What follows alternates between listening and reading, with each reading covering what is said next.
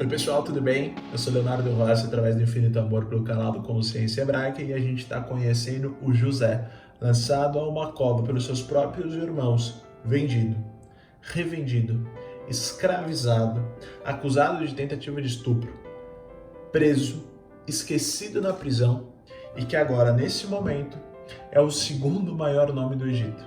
É o segundo maior nome do mundo antigo. E a gente estava no momento exato onde ele encontra com seus irmãos.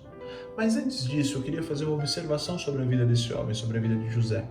A gente tende muito a focar a história dele nesse momento de redenção, nesse momento em que ele ascende novamente a uma situação muito mais favorável para ele, inclusive uma situação completamente fora da realidade dele até então.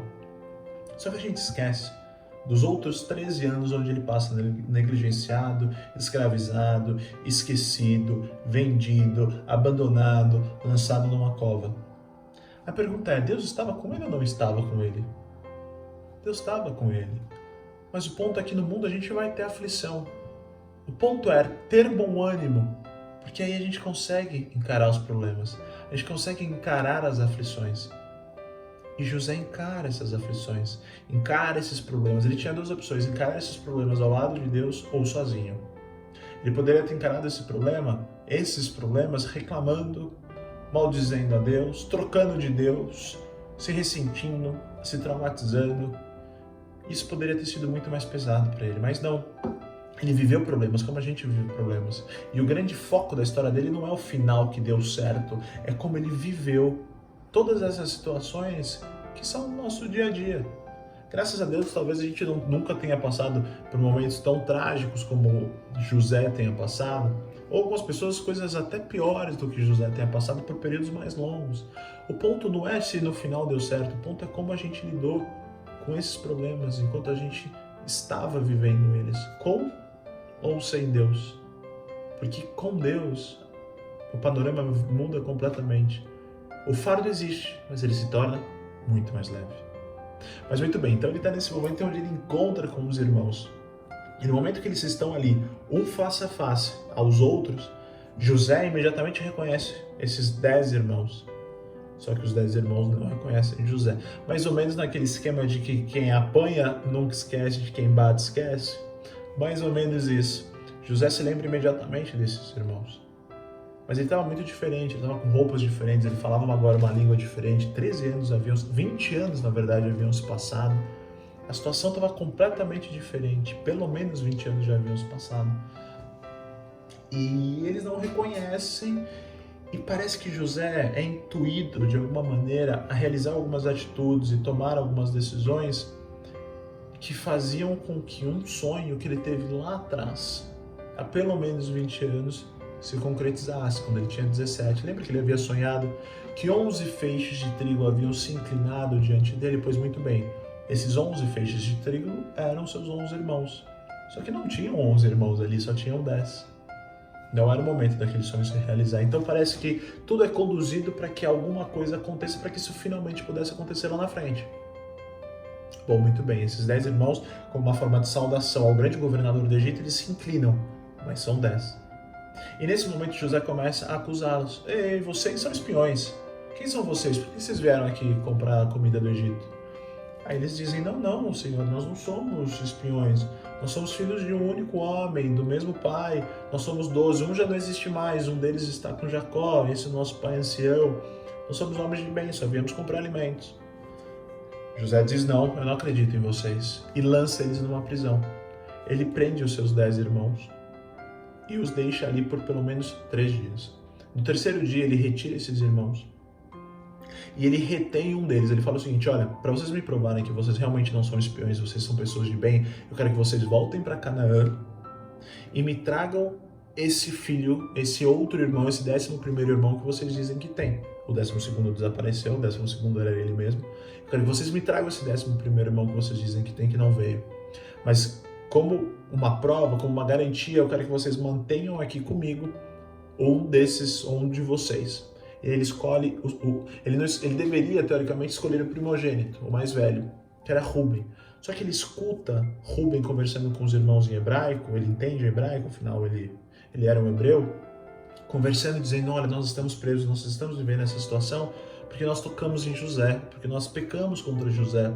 E eu havia avisado vocês, a gente não deve sujar as nossas mãos com o sangue de José.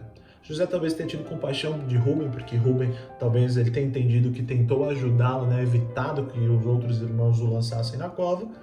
Então, talvez como uma forma de retribuir esse cuidado, ele decide reter o segundo filho mais velho, né, de Jacó, que no caso era Simeão, acaba não retendo Rúben. E esses irmãos voltam, esses irmãos que vieram em 10, voltam agora 9.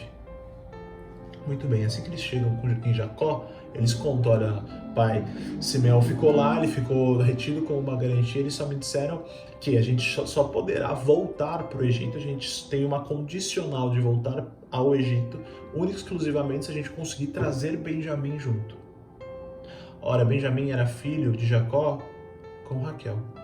Da mesma forma que José era filho de Jacó com Raquel. Eram os dois únicos filhos que Jacó tinha com Raquel. Olha que interessante. Filhos daquela mulher que ele amava profundamente, desesperadamente. E de uma maneira incrível, parece que ele refletia esse amor, inclusive nos filhos.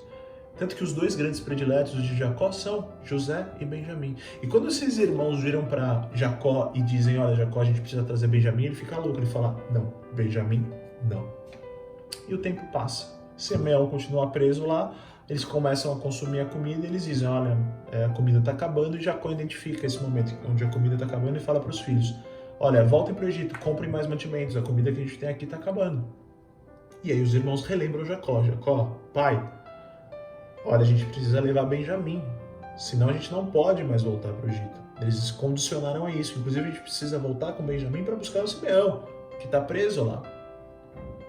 Aí Jacó pondera, e bem assim, de uma maneira completamente, ele não concorda com aquilo, ele está completamente incomodado com a situação, mas ele vira e diz, tudo bem, ele libera Benjamim.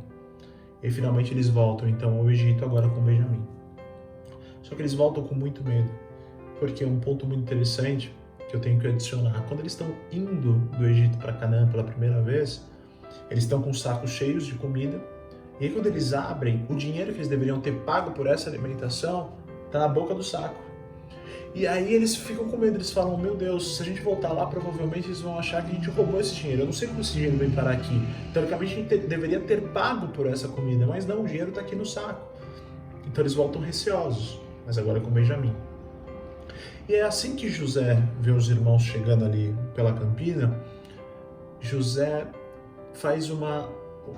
monta um plano ali junto com um dos seus oficiais. Interessante porque os irmãos de José tiveram a mesma reação, né? Quando eles viram José lá no nosso primeiro encontro, quando eles viram José vindo na campina, eles também começam a traquinar, a combinar aquela situação horrorosa que foi jogar José na cova. Eles também começam a combinar uma situação.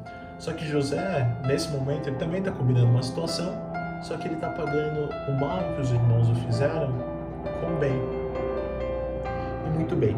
Esses irmãos estão vindo, esses irmãos estão chegando, e no momento que eles estão se aproximando, esse oficial os encontra no meio do caminho e diz o seguinte, olha, vocês vão direto para a casa de José. Ele não usava o nome de José, ele tinha um outro nome egípcio. Vocês vão direto para a casa de José. Esses homens ficam com muito medo. Agora eles estão voltando em número 10 novamente, eles iriam encontrar com o 11º, que era Simeão. Eles ficam com muito medo, porque eles acham que eles vão ser punidos, porque aquele dinheiro teria sumido. Os egípcios iam matá-lo, porque eles, de alguma maneira, aquele dinheiro que eles deveriam ter pago pela comida, voltou com eles junto com a comida. Então eles teriam levado, teoricamente, sem pagar aquela comida. Então eles ficam com muito medo, e eles até adiantam isso para esse guarda. Eles falam, olha, a gente não roubou nada de vocês, tá? Aí o guarda falou, não, fica tranquilo, o dinheiro que vocês tinham para me pagar, para José, pela comida de vocês, eu recebi. Agora, muito provavelmente, o Deus de vocês devolveu esse dinheiro para vocês, não sei como. Interessante o egípcio reconhecendo o Deus hebreu, né? Não, e isso não era a primeira vez, Faraó já havia reconhecido, outros egípcios também já haviam reconhecido, o próprio Potifar, o próprio copeiro, o próprio padeiro, eles reconhecem o Deus hebreu. Esse Deus era diferente, né? Quando os egípcios tinham milhares de deuses, parecia que tinha um que era o mais eficiente. E não era nem deles, era dos hebreus. Mas muito bem, esses homens então eles são conduzidos à casa de José para receber um banquete. José havia planejado um banquete para esses homens, para esses próprios irmãos dele. E assim que eles chegam, eles encontram com José, agora os 11. Simeão havia sido resgatado também, e agora os 11 estão frente a frente com José. E como uma saudação natural ao grande nobre do Egito, os 11 se debruçam diante de José. Finalmente aquele sonho que ele teve lá atrás se cumpria naquele momento. 11 feixes de trigo se inclinando ao feixe principal, que era José. Olha, o que a gente consegue extrair dessa situação é o seguinte: a gente pode ter sonhos horizontais, a gente pode ter os nossos sonhos pessoais, isso é super louvável, isso acontece. Só que vão ter sonhos que a gente vai levar para o nosso caixão, que eles não vão se realizar. Eu trago essa triste notícia: tem sonho nosso que não tem jeito, ele não vai se realizar, por qualquer motivo ou outro. Mas olha que interessante, quando o sonho é de Deus, quando o sonho é dado por Deus, como foi dado a José, não tem o que impeça. Aquilo tinha que acontecer, aquilo tinha que se realizar.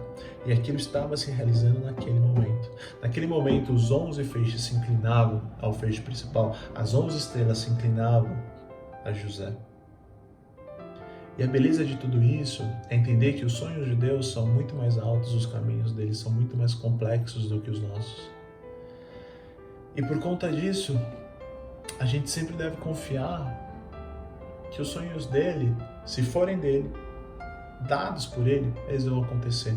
Sejam em 13, sejam em 20, sejam em 22, sejam em 25 anos. E aquele sonho finalmente se realiza. O sonho de José se realiza. Muito mais por não ser um sonho dele, mas por ser um sonho entregue diretamente por Deus. E muito bem, José ainda não havia se revelado, mas no momento que ele olha Benjamim, ele não consegue segurar a emoção. Mas o que acontece a partir daí é assunto para o nosso próximo encontro. Espero que vocês tenham gostado. Se puderem deixar seu like, o seu comentário, a gente também está no Instagram, no @infinitoamor. Se puder seguir a gente, vai ser incrível. Se inscreve no canal também. Valeu!